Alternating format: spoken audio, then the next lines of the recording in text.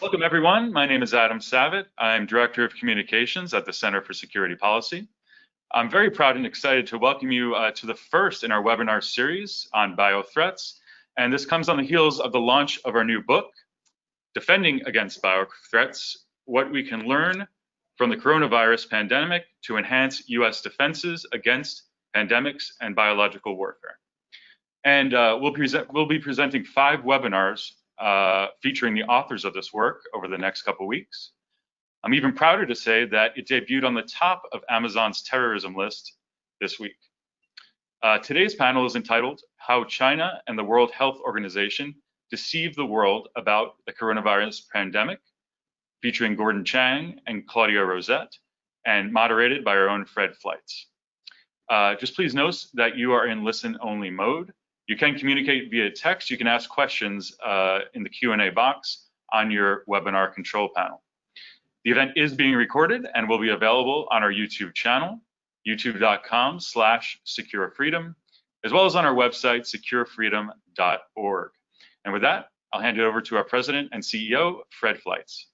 Thank you, Adam. I'm very proud to start this first webinar in our biosecurity webinar series that we put together in conjunction with our new book, Defending Against Biothreats, which we released yesterday. It is available for sale on Amazon.com. I wanted to tell you a little bit about this book before we go on to our expert panelists. The Center assembled 11 outstanding experts to look at the 2020 coronavirus pandemic, not simply the immediate implications of this crisis, but what the U.S. government needs to do to prevent future crises, to look at our biodefenses, and to look at some vulnerabilities that nobody's talking about. When we examined our biodefenses, I have to say we found them quite worrisome. There's a lot that needs to be done to prevent this type of thing from happening in the future. Among the things we have to do is to address our reliance on China for crucial medical imports, medicines, and medical supplies. We found that there are vulnerabilities that concern our enemies, including terrorist groups. What did they learn about weaknesses in our biodefenses? Could they possibly exploit security problems at laboratories conducting dangerous biological research? Now, you've probably heard that there are major problems at security at Chinese biological labs. But we found there are problems at American biological labs, and this could make it easier for a terrorist group to steal a dangerous pathogen and weaponize it. And we look in depth at China's criminal negligence that led to the spread of this deadly pathogen, as well as the World Health Organization, the role it played in helping with the Chinese government's cover-up of this virus. So we have a very exciting package here, a book that I think you have to look at if you're interested in this crisis. We put this together not just to educate the American people about these issues and to educate policymakers, but to basically lay down a standard that the American voter needs to consider this fall when they're casting their votes, not just for presidential candidates. I think the American voter has to see that they're voting for people who understand this crisis, are prepared to take steps to resolve it, and are not going to keep politicizing it for political gain.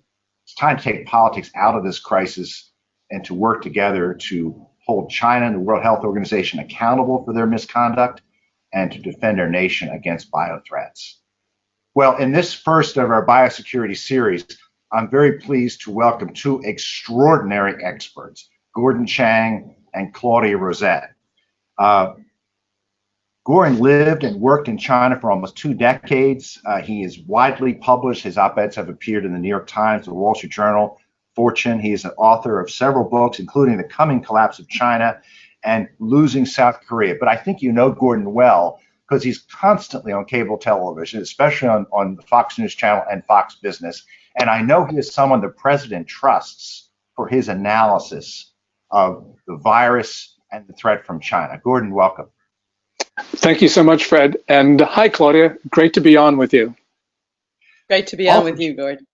Also joining us is Claudia Rosette. She is a well-known national security expert. She is a policy fellow with the Independent Women's Forum. She is an award-winning journalist who has reported for the past 37 years from Latin America, Asia, and the Middle East. She has served as a Wall Street Journal staff writer. She blogs at the Rosette Report and on PJ Media. And I know you know Claudia from her many appearances on cable news, especially on the Fox News channel. Claudia, welcome.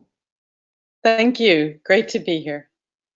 So we're going to have a dialogue today, and I want to first start by asking the two of you questions about the chapters you wrote for Defending Against Biothreats. Gordon, I'd like to start with you. I don't think it's an exaggeration saying, Gordon, that you have been one of the toughest people I know on China's responsibility, the Chinese government's responsibility for the spread of coronavirus around the world. And I just want to ask you bluntly to talk about that. Talk about your position on what the Chinese government knew, when they knew it, and its responsibility for this global crisis. Yeah. We don't know how this virus started, but we do know that Xi Jinping, the Chinese ruler, made decisions that inevitably led to the spread of the disease beyond China's borders. Doctors in Wuhan, the epicenter, knew no later than the second week of December that this disease was human-to-human transmissible. And yet, they only admitted this in Beijing on January 20, the first acknowledgement of H-to-H, human-to-human. Now, if China had said nothing in that 5-week period, that would have been grossly irresponsible. But we know that Beijing tried to convince the world that it was not human-to-human transmissible. We have numerous statements from Chinese officials, but you mentioned the World Health Organization, and we know that the WHO on January 9th issued a statement that this was not human-to-human transmissible based on information from China. And of course, there's the infamous January 14th tweet to the same effect. At the same time, Fred, we know that China pressured countries not to impose travel restrictions and quarantines on arrivals from China. And WHO helped them along in that regard with its January 10th statement. You put those two things together, and it would inevitably lead to this disease jumping from China to the rest of the world. Now, we don't know what Xi Jinping was thinking, but if after having seen what the virus did to China to cripple his country, if he wanted to get even by spreading the disease elsewhere, he would have done exactly what, in fact, he did. So I think that this is the first time in history that one nation has attacked all the others. And we have to understand the implications of that, because going forward, if we're going to cooperate with China, we have to know what it's done in the past. And as well, we have to know about the global health system and the WHO's place in it. President Trump defunded and withdrew from the WHO. That was exactly the right thing, because both China and WHO were complicit in spreading this disease.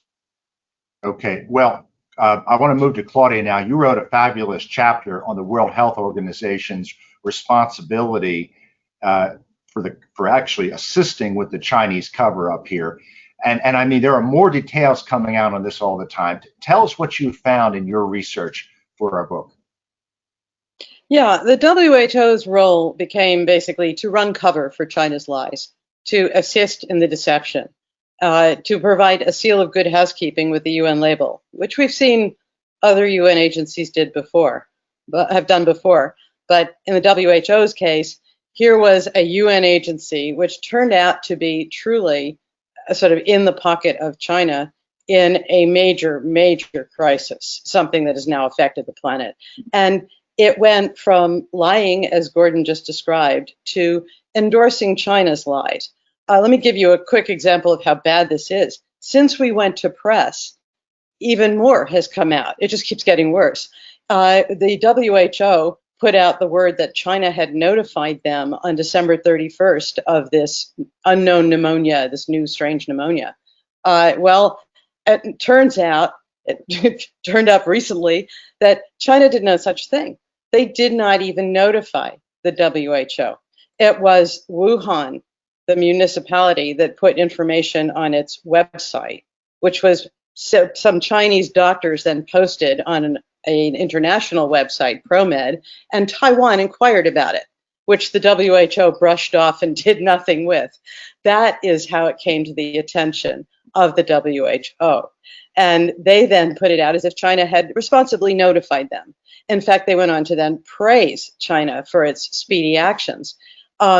as Gordon described to you, the tweets where China was lying, the WHO put this out sort of unquestioningly. According to Chinese preliminary investigations, the gist of that infamous January 14th tweet was that it appeared that there really wasn't human-to-human transmission.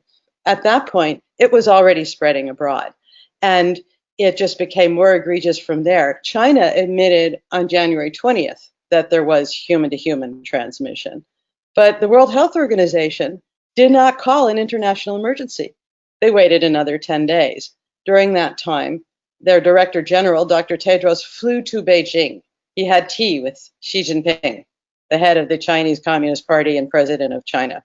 He returned to praise China's transparency, even though we know from leaked internal documents the WHO was well aware that China had been covering this up. He then delayed a little bit more. He gave a press conference on January 29th where he praised China, its extraordinary performance beyond words in containing this virus. Finally, on January 30th, they declare a global international health emergency. At that point, it was 30 days past when they became aware. It was even longer, as Gordon mentioned, since this disease surfaced in China, and it had spread to such an extent there were at that stage thousands of cases, and they were spreading abroad. Let me just see, by January 29th, there were, as Dr. Tedros, 68 cases in 15 countries only. Okay, and then we can just go on from there. The WHO deliberately chose a name that would divorce it from China, COVID-19. Dr. Tedros spelled out that it shouldn't be Chinese. They sent a mission that became a joint WHO-China mission, which sent only 3 WHO members to Wuhan. They visited 7 locations in 9 days.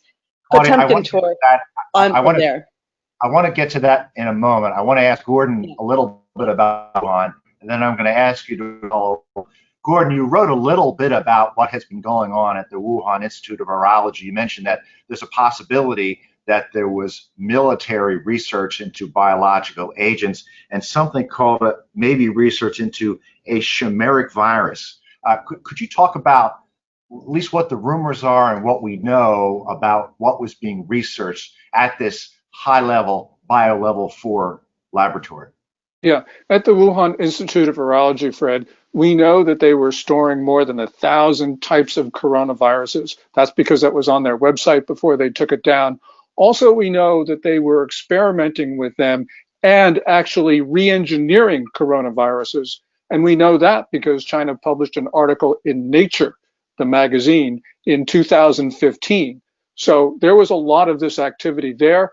And really what is of concern, I mean, and as I mentioned, there are a number of theories about how this started. But what is really of concern is that in February, China took its 2-star general, who is in charge of China's biological weapons program, who is actually the top biological weapons military officer, and assigned her to the Wuhan Institute of Virology. Now, we don't know what she was doing there in February, but it's safe to assume, or at least we should be suspicious, that what she was said to do was to clean up the lab, to make sure that there was nothing there. We know that there were real problems at the lab.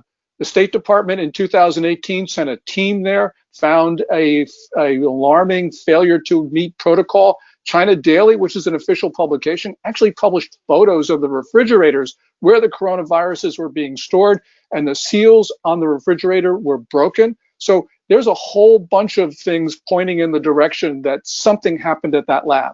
May not have been the origin of the coronavirus, but there was something going on there, and China has done its best to prevent the international community from finding out. And what is a chimeric virus? And do you think China is researching such a thing? Chimeric viruses are basically engineered viruses. It's things that do not appear in nature. So you take genes, you splice them, you try to do all sorts of things. And I don't see really what the purpose of that was, unless they were engaged in developing a biological weapon, because otherwise there was no known scientific purpose for that. So that's really the concern, that this is something of a strange bug. You know, we've seen, Fred, that this coronavirus is not acting in a way that is typical of coronaviruses. And that should lead us to at least raise questions. Claudia, there have been many demands for inspections there are actually two Wuhan laboratories. One is the Yeah. Wuhan Institute of Virology, one is the Wuhan CDC. And at the recent World Health Assembly, this is the annual meeting of the World Health Organization, there was an agreement that inspectors will go into China. And I understand there were recent agreements that inspectors will go into China. But I understand that this is not quite what it appears to be. Could you talk about this issue? Yeah, I call this the UN art of the cover-up. And in this case, it's really going well for the UN, for the WHO. Just like the mission they sent in February, which was basically escorted by Chinese officials. They talked to all sorts of Chinese officials. They got all sorts of chaperone visits.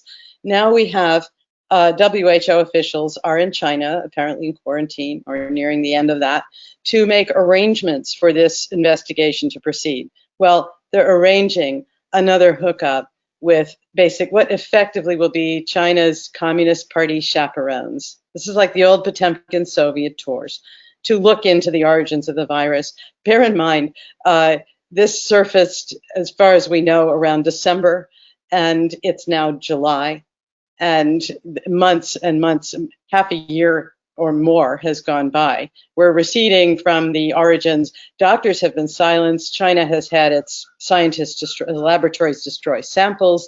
It has basically dropped a cloth across everything. So the more time goes by, the more difficult it will be to track down the origins. And if I might just say something about China's surveillance network, this is a country where they can track virtually every transaction, every face, everybody who goes everywhere. And China has left us to believe that they have no idea where this thing came from. And the WHO has remained absolutely uncurious about this. There's just been no question. They take everything China says and feed it right back out, to the extent that when China made claims continually, I think they're still making them, that there has not been a single case in the People's Liberation Army. The WHO, when I asked them about this, do you believe that, wrote back to me, we can only say what our member states tell us. That's the investigation. It's a cover-up.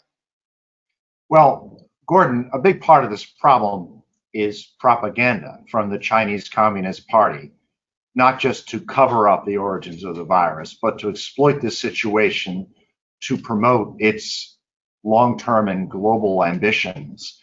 And this is something that the mainstream media doesn't want to talk about. I think the Trump administration gets it. But could you talk about this piece of this puzzle? Yeah, it's fascinating that on January 26, the Communist Party and the Chinese central government appointed their coronavirus leading small group. This is really China's task force on coronavirus. Of the 9 people on the roster, there was only one public health official. The leadership of it were either political hacks or Communist Party propaganda officials, chairman and co-chairman. And it was very heavy with people who are responsible for setting narratives. In other words, United Front, also propaganda. And that really shows China's priority here, which was really more to preserve Communist Party power. Now, what we saw beginning in about the second week of February was a malicious disinformation campaign about the origins of the coronavirus. And this culminated on March 12th when the foreign ministry went on a Twitter storm. And in one of those tweets issued by the foreign ministry from a spokesman, Zhao Lijian, actually said that coronavirus patient 0 was in the United States. In other words, the virus started in this country. And he suggested that the U.S. Army was the one that transmitted the virus to Wuhan. Since that time, there have been a number of other propaganda pieces about how the United States, because of the coronavirus, is in terminal decline, but it goes on from there. And we've got to just mention one other point. This disinformation campaign was run primarily by the Foreign Ministry and by the Global Times, which is a Communist Party tabloid. These are the same 2 parties that have run a disinformation campaign on the George Floyd protests against the United States. So this is a determined, relentless effort against our country. Claude, I want to talk about the World Health Organization, particularly its Director General, Tedros, You know, President Trump has called the World Health Organization the puppet of Beijing. And it's hard to see anyone saying that Tedros has been objective in the way he has handled the situation. Can you talk about Tedros and his leadership of the World Health Organization and how this has contributed to the cover up of the way China mishandled the virus? Yeah. Well, let's just start with he's not actually a medical doctor. He's the first head of the WHO, which was set up in 1948, who has not been an actual physician. He studied philosophy of community health. And if you ask me, they ought to revoke that degree. but he was the health minister in Ethiopia, where for years, where he has been accused. He denies these allegations of having covered up a horrible cholera outbreaks. In fact, calling them by names other than cholera and so on. He was the foreign minister of Ethiopia while Ethiopia was doing considerable business with China, which has invested heavily there, including the building of what turned out to be the bugged headquarters of the African Union. And when he took over at the World Health Organization in 2017, let me just mention briefly, he took over after China's previous preferred candidate, Margaret Chan of Hong Kong, another incompetent, I'm sorry to say, censured by Hong Kong's legislature for her mishandling of SARS years ago. He took over in 2017. And at that stage, we saw a number of things happen. One thing was Taiwan had been invited up until then as an observer from 2009 through 2016. Taiwan was no longer invited. They've been excluded since then. Xi Jinping came to visit the World Health Organization, the first visit by a Chinese ruler, as Dr. Tedros was running his campaign for office in early 2017. And one of Dr. Tedros's first acts when he became Director General was to appoint Robert Mugabe, the dictator of Zimbabwe, as a goodwill ambassador. Okay, he had to overturn that. There was just too much protest.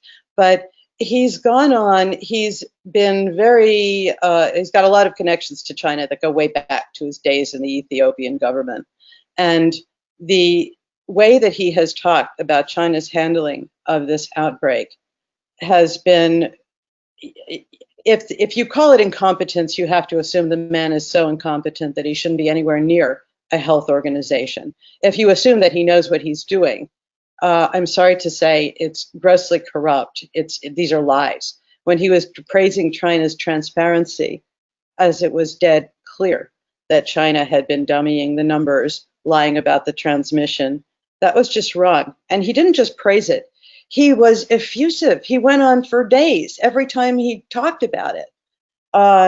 So that's just a sample of Dr. Tedros. He's somebody who talks endlessly about how we must have solidarity around the world. He makes no distinction between the Communist Party of China, democratic rule. The only country he's really viciously attacked from his UN stage, I said country, the only political entity, the only place is Taiwan, the site of Chinese democracy. He called them out and specifically accused them of having anonymously sent him racial slurs. He provided not one jot of evidence for this. It was simply a slur on Taiwan, which responded that they were greatly sympathetic if someone had done this. They said they didn't do it, but they invited him to please come visit. He has not done so. At the behest of China, the WHO shuns Taiwan. So at every turn, including the delays, just one more thing there. Gordon was talking about how China began blaming the outbreak on the U.S. That dovetailed very neatly enough to get attention, I think. I mentioned it in your book, with Dr. Tedros at a press conference in February, specifying that there were now more cases of coronavirus outside of China than inside. Well, why would he need to make that distinction? It was the point at which China then began blaming it on us and then on Italy and et cetera. In other words, it was awfully neat dovetailing. That's Dr. Tedros. Gordon, a sad chapter in this whole story is what happened to the Chinese medical personnel who bravely tried to speak out and warn officials in Wuhan and in Beijing that they appeared to have a dangerous pathogen on their hands. And I don't think the American people fully understand the persecution of these people, some of whom died, some of whom have not been heard from since they tried to speak out in December and January. Could you talk about that? Sure, sure. We focus on Dr. Li Wenlong of the Wuhan Central Hospital. He was one of the so-called Wuhan 8, and he died from the coronavirus. The thing here is that Dr. Li and the 7 others were prosecuted by Wuhan police authorities, and this was merciless. And that caught the attention of the Chinese people. But they're not, the Wuhan 8 are not the only ones. There have been about 100 people who have been detained because of what they've been saying about the coronavirus, including most notably citizen journalists who have just disappeared. All of these people were the ones who brought all of this to the attention, not only of China, but the world. And clearly, this is going to be something that people have got to understand. This was a cover-up. It was mandated from the top. It was relentlessly pursued. We see this not only in their persecution of doctors and others, but also in the way that they forced government doctors to deal with the public on this. So this was a comprehensive attempt, as Claudia has been talking about, to prevent the world and China from knowing about the coronavirus. Claudia, President Trump is so disgusted with the way the World Health Organization handled this crisis that he threatened to withdraw from the organization, and then he finally did so. So now the U.S. is not in this organization. And I'm wondering what your position is on that and where the U.S. should go from here, because other nations did not follow us in this exit from the organization. Are there alternatives, or what would you recommend to senior U.S. officials on how to proceed? President Trump was absolutely right to withdraw. I mean, the problem is the World Health Organization wasn't simply failing to do a good job of protecting world health. It was actively in being complicit with China, in covering up for China, abetting and praising China. It was actively doing harm. Okay. And you really don't want a World Health Organization that does that. So we get this narrative right now all over the media that, how can you withdraw from the World Health Organization in the middle of a pandemic? I would say step one is stop thinking of it as the World Health Organization. Start thinking of it as the UN China Propaganda Health Organization.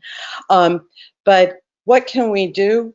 The answer is we need to start creating something else. There are countries that have fallen foul of China for asking for investigations. Australia, China has been giving a very hard time. There is the democratic government on Taiwan, where they've done an incredible job of containing this virus. They've been the standout world example.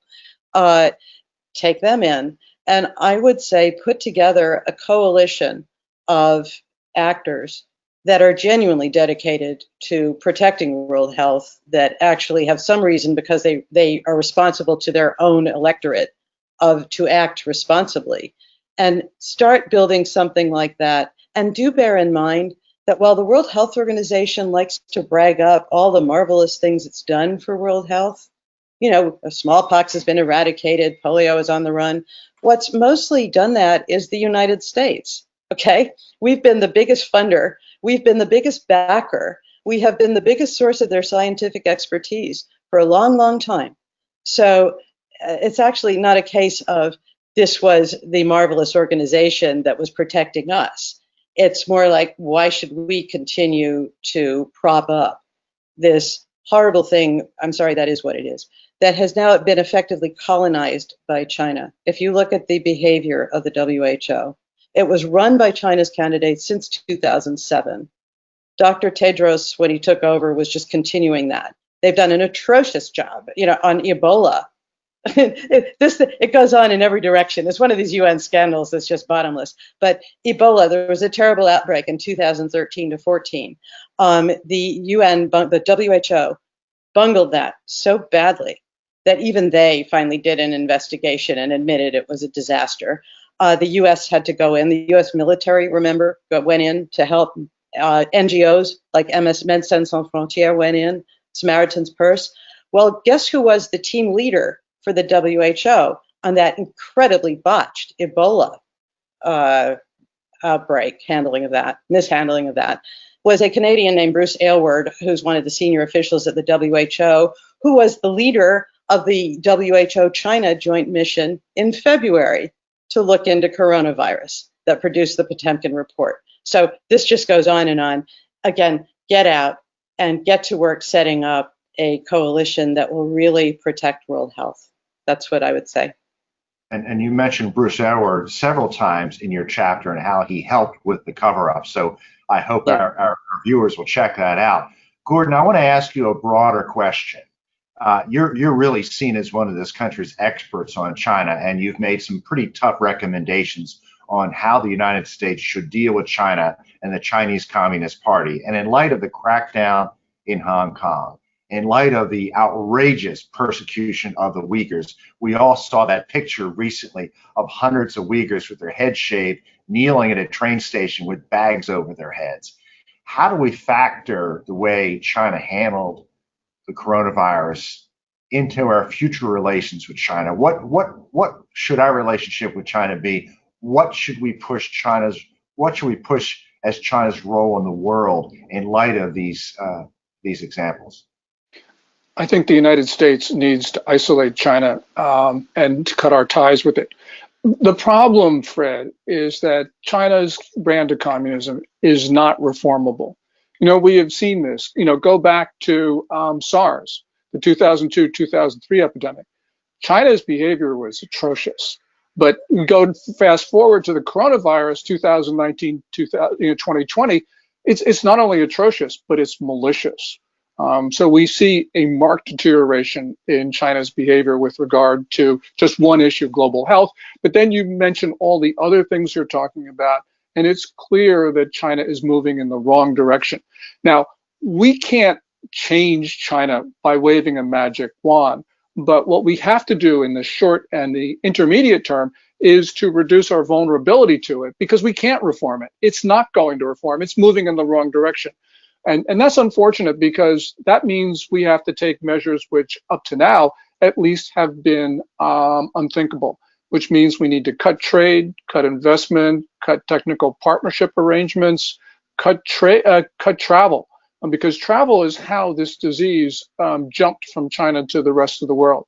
Now, I know most people don't want to do that, but if you can't reform China's system, if it's becoming more dangerous, as we have seen, especially since February of this year, then we have no choice but to reduce our vulnerability by reducing our exposure to it. President Trump right now is considering an executive order on supply chains.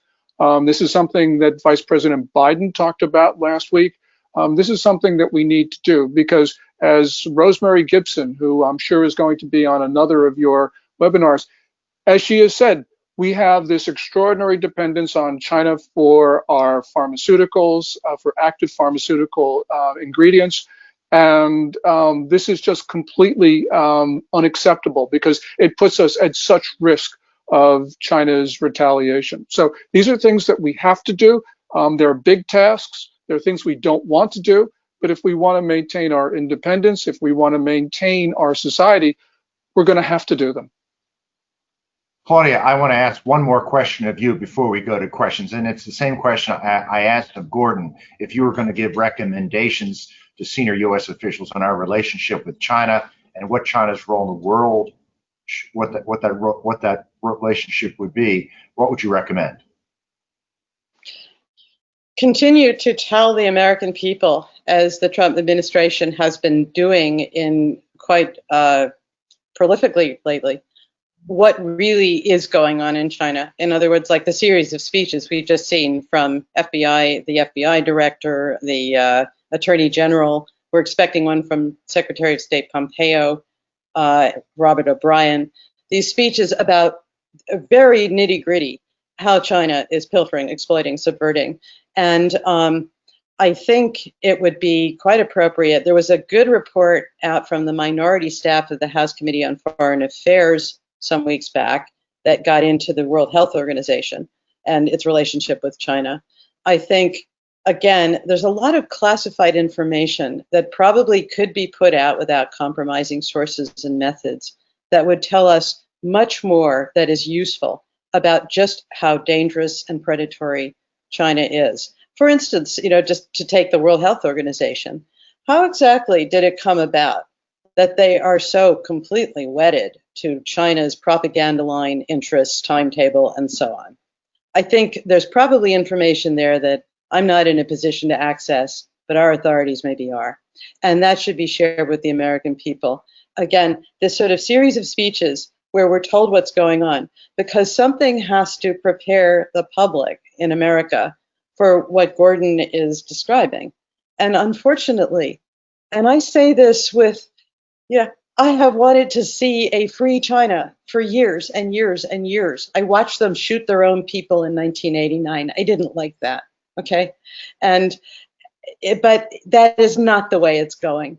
And we have got to uncouple in a huge way. We're actually right now in the 1930s, and take that very seriously. It's not really metaphorical. There are some differences, but the direction China is taking, the world domination plans it's got, and again, to go back just to the UN, you'll see it going, it's sort of making its way into a whole series of agencies, where right now it runs the International Telecommunications Union, the Internet, the airline agency, it goes way beyond that. If you look at how China has been infiltrating in every direction, if you look at what it is doing to Hong Kong right now, which is China's first full takedown of a free society, we have to take that on board and adopt a way of thinking about this that says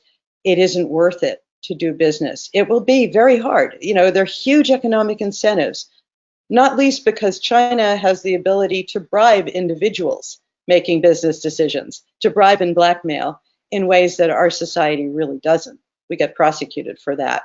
In China, it's official policy. So we need to, educate the public in every possible way, share details as far anything that can be disclosed, including whatever they can tell us about the origin of this virus, because I think the odds, we don't know where it came from, but the odds are very high that it was something that came from one of those labs, and that's what they were covering up. Let's find out, let's hear what our authorities actually can tell us about that. And that's all a way of saying, in anything that we are doing now that helps support the Communist Party of China, we've got to stop. Either we undermine them or we end up in a hot war. I really don't want to end up in that. So that's the happy news for today. I wish I had better news for you. No, but that was well put. I'm very grateful for that. So now we're going to move to questions. For those of you not familiar with this format, you're able to text questions, and my colleague Adam Savitt will read out questions that we've received. So both panelists have touched on this a bit, but what approaches might the United States adopt to hold the Chinese Communist Party accountable while minimizing the Chinese Communist Party's ability to hold hostage foreign direct investment in China, i.e., how do we stop the CCP nationalizing foreign assets to offset having to pay for the economic damage it has caused? Adam, I think that's really extremely hard. We saw just in the last 24 hours, China make the threat against both Nokia and Ericsson that they will not be allowed to export products that are made in China to the rest of the world if the European Union bans Huawei Technologies equipment from the 5G network. Companies that are there, they took a risk, and unfortunately, there's very little that we can do about it. Unfortunately, the one thing is, though, that we cannot allow the sovereignty of our country to be held hostage by $280 billion or so of American investment in China. And it's very well, we may have to write that off. But that's not because of us. That's because of the way China approaches these things. Ultimately, the answer here is to, as fast as possible, get our supply chains out of China. We're already starting to do that. Companies have been doing this for quite some time. Xi Jinping has been pushing them out with anti-foreign policies, and he's been doing that now for about 5-6 years. But what we've seen recently is an acceleration of the process of companies leaving China, in part because of the so-called trade war. But we got to remember, this trade war is about tariffs that are imposed under Section 301 of the Trade Act of 1974 for the China's theft of U.S. intellectual property. China steals hundreds of billions of dollars of U.S. IP each year. Justice Department today just announced 2 indictments of Chinese officials for trying to steal vaccine information and other things. This is what we got to do. We got ourselves into this position, and if we think we can get out of 5 decades of misguided policy without cost, we're not being realistic. There were several questions along these lines. Basically, if the WHO is so infiltrated and corrupt, what other agencies have been infiltrated, and or is the entire hierarchy compromised by China? Oh yeah, the hierarchy is compromised. Yeah, it's all over the United Nations. China, look, China was, the People's Republic of China was not a founding member. It was nationalist China, the government that's now on Taiwan, that was one of the founding members and original members of permanent five on the Security Council. China took that seat in 1971 as President Nixon went through his rapprochement. And they immediately moved actually to sabotage Hong Kong. It's interesting. If you go back and look at some of the cables of the day, President Bush I, who was then ambassador to the UN, was concerned that the Chinese government was sort of, rubes at the UN. They need some help finding their way around. Well, they didn't need any help. The first thing they did was they joined the Committee on Decolonization and took Hong Kong off the list of colonies slated for self-determination. That happened within weeks of their joining. And it just what goes on from there. Under the Oil for Food program in Iraq, the immensely corrupt oil relief program for Saddam Hussein's Iraq, China was one of the biggest profiteers, paying kickbacks to Saddam, doing business with him, to the point where one of their major weapons manufacturers was selling milk to Iraq with UN blessing. That involved corrupting the United Nations. And then it just goes on from there. Bear in mind, SARS broke out 2002 to 2003. China covered it up for months. Finally, the WHO, along with the U.S. CDC and others, come in to try and clean that up. Well, China got that exposure to the WHO, and by 2006, they had their candidate, Margaret Chan, lined up to become the Director General. They saw that the WHO was useful. They made that allowance back then. And they've run for years an outfit in the Secretariat, DESA, the Department of Economic and Social Affairs, which came to my attention. Let's see, they gave an award some years ago, the Chinese head of that, to a general who was one of the key figures in the Tiananmen Square slaughter.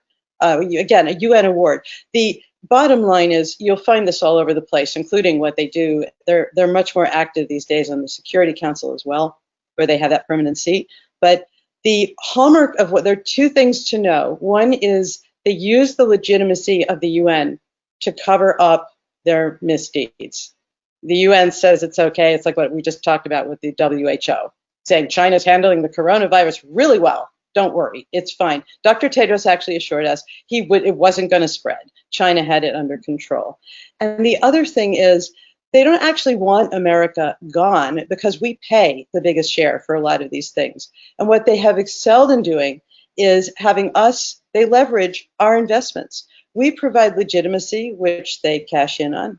The U.S. is whatever you hear about it, it's a huge democratic, important power. And we confer legitimacy when we join something. China's been cashing in on that for years. It's probably one of the reasons they don't want us to leave the WHO. The other reason is we pour lots of money into this. China has excelled at leveraging that, where we pay for it and they now direct it. And I would point you to the Food and Agriculture Organization, where China is now running that as of last year. And you'll see it's partnering a lot with the WHO and Dr. Tedros on many things.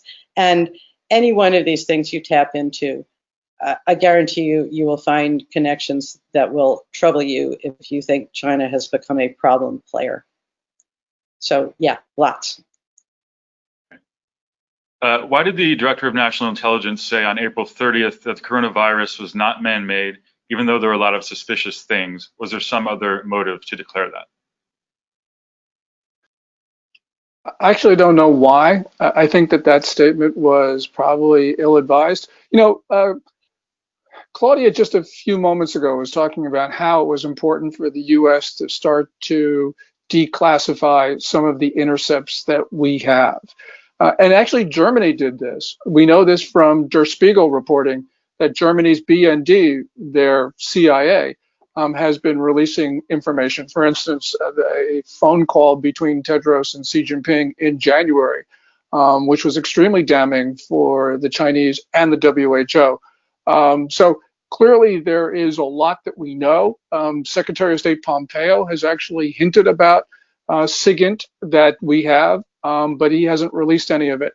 And I certainly believe that one of the things that we can do, and Claudia mentioned this, is just to start to release this so that the world can see in detail the relationships between Beijing and the WHO. Because when we do that, that will provide substantiation for many of the things that we've been talking about here today. So I actually think that it's up to the United States right now to do this. We don't know where this coronavirus came from. And if the US does know, they should be saying it, because that will determine how we deal with this virus and other pathogens that escape from Chinese soil. Yeah, if I might jump in there and just say, it would be good to say it soon, because when this WHO investigation, which is now winding along, produces findings, you can bet your bottom dollar they're going to be covering up whatever happened, and then it will be a matter of, oh, look, the WHO, the whole thing will be dismissed. I think it's important to get out ahead of that. And there does seem to be some lead time, since the WHO doesn't solve these things, doesn't deal with these things quickly. On the DNI question, unfortunately, our intelligence agencies have been gun shy about making controversial calls on weapons of mass destruction ever since the Iraq War. They played out anything controversial, anything that the mainstream media would disagree with. This is a scientific finding. I don't think the DNI has any business weighing in on it. But I say the scientists don't want to come up with a controversial finding either. My view is that the jury is out on where this came from. I'm with Gordon. We still don't know. We can't know, since objective investigators haven't been allowed to go into the Wuhan laboratories. I don't know how the DNI could make a judgment like that when they know that objective observers have not gone on to Wuhan. So anyway, that's my 2 cents on that. Yeah. Although we now know that China shut down Wuhan to protect the rest of China, we have seen more recently the spread to Beijing. Any thoughts on what might have happened to bring it there? Was it loss of control, or possibly at that point contrived to deflect the blame we've placed on them? Well, Chinese authorities say that it came from imported salmon. I suppose it's possible, but it's pretty unlikely, because most people who have looked at the coronavirus have discounted transmission through food sources. But there's a lot we don't know. But what the thing that's suspicious about China's quick assignation of responsibility is that this fits in with China's basic narrative that right now that it has solved the coronavirus problem, and most cases in China are imported. In other words, from people arriving into China. So whenever China says something which which supports a Communist Party narrative, you've got to be very concerned about what's happening. You know, we're seeing the coronavirus pop up in all sorts of places in China. It's not just Beijing, but also before that was in the northeast. Also now we have an outbreak in Xinjiang, what the Chinese call Xinjiang, in Urumqi. So this virus is acting in ways which are very difficult to trace, because Chinese officials have not been able to do that. And by the way, this is also occurring in Hong Kong, where they now have an outbreak where it's very difficult for them to trace cases back to other cases. So, you know, China has been very quick to say how this occurs, but I don't think they really have the information to do that. The Hong Kong outbreak also coincides, maybe it's just complete coincidence, never rule that out, but it does coincide very beautifully with the imposition of this totalitarian national security law. So much easier to get people to really comply when they're afraid to go out. So far, it's only the U.S. who have exited the WHO. If the WHO/UN is so corrupt, why aren't other countries aware of it? Probably, why haven't they acted on it is the better question. Actually, the U.S. is pretty much the only country, occasionally with Britain helping out, that ever tries to reform the United Nations. The basic problem there is that the UN is a collective. And I always think Animal Farm is sort of the way to think about it. Then that will help illuminate a lot of things. And since the U.S. shoulders, in most cases, the biggest share of the money, the job of try and clean up whatever is truly egregious. For most countries, it's a free ride. It's a gravy train for politicians. And remember, it's not necessarily the entire populace of a country that's involved at the UN. It's government officials. And they sometimes have a rather different agenda when they sit down. If you look at the Mercedes parked around and the BMWs parked around their offices in Geneva, near where the World Health Organization has its headquarters, there's not a lot of incentive for them to try and clean it up.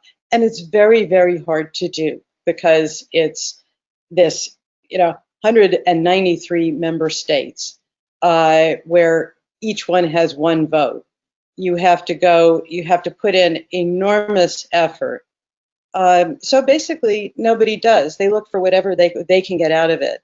And you get the Europeans who tend to just sort of nod along with anything and give more money because it sounds good, and they get contracts. Their tax dollars go to their companies who do business with the UN and their consultants. That's a big part of it.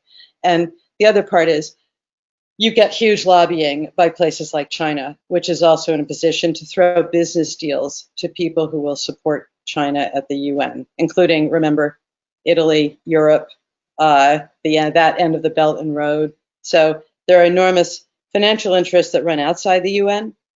There's been a fair amount of corruption that's run through the UN over the years. To cite specific bribery cases takes time. So get in touch. I'll send you some details. But that's basically it. It's only the U.S. that has ever really tried to reform the United Nations, and in some cases, we've just had to, in the face of it, step back. It was good we pulled out of UNESCO. It's good we're pulling out of the World Health Organization. I actually think the more we can set up functional coalitions with some integrity, I think NATO outside the UN, the better off we are. One worldism is a religion, and so the UN benefits from that. But also, many people believe that in the middle of a pandemic is not the time to withdraw from the World Health Organization. I believe it's exactly the time, because if you do it later, there's no pressure to try to reform the WHO, even if that's possible. But also, the WHO has proven not to be helpful. And it's at this moment, this coronavirus is not going away, which means we're going to be living with this for years, which means we need help with this now. And the WHO, as we've been talking about today, isn't been helping. So we need an effective global health architecture now. Yeah, it's actually dangerous to rely on them right now. They have been incredibly misleading, disingenuous. They've covered up for China. They have misinformed at every turn. And, they delayed not only the calling a global health emergency, Dr. Tedros waited to declare this coronavirus a pandemic until March 11th, at which point it was in well over 100 countries.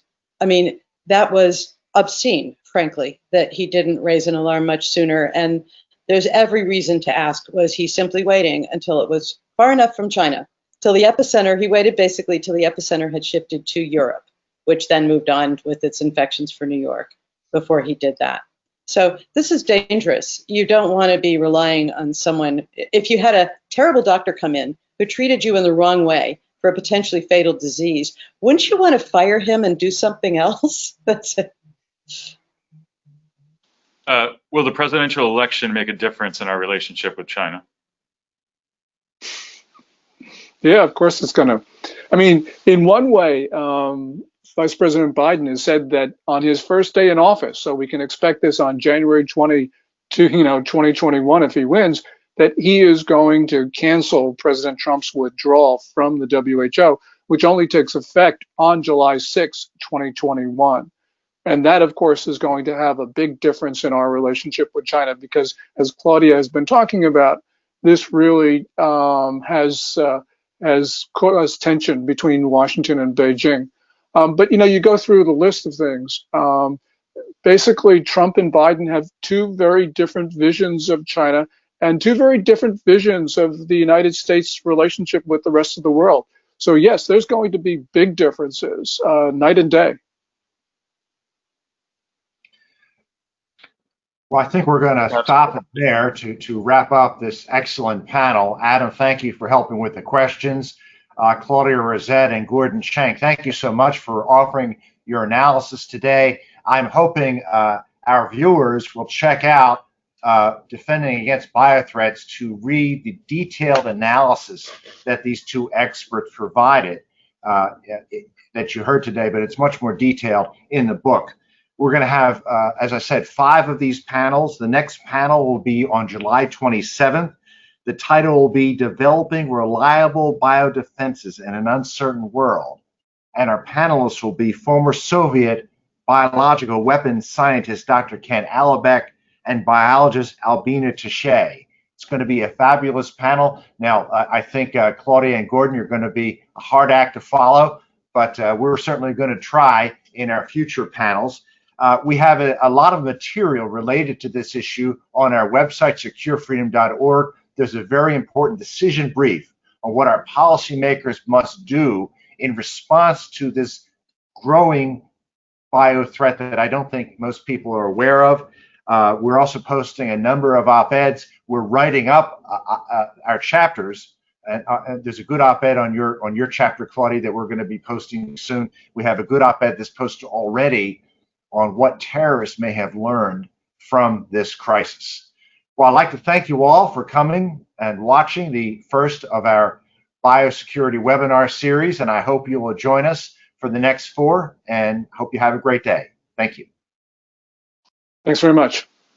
Yeah, thank you.